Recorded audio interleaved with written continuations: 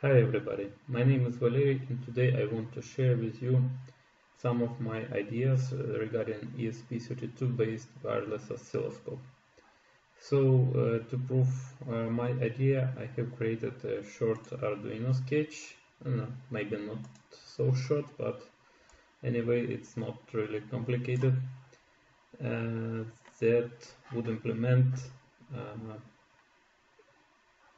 sampling of digital inputs with speed 40 megasamples per second. So this script then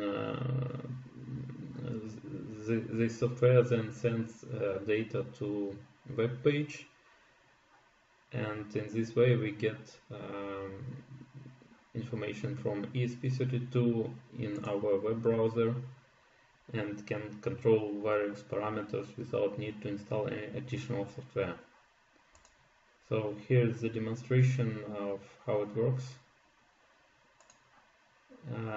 I generate, to test the hardware, I generate 8-bit signal, digital signal that increases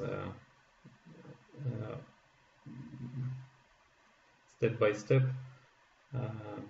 with frequency 700 kilohertz around of this value.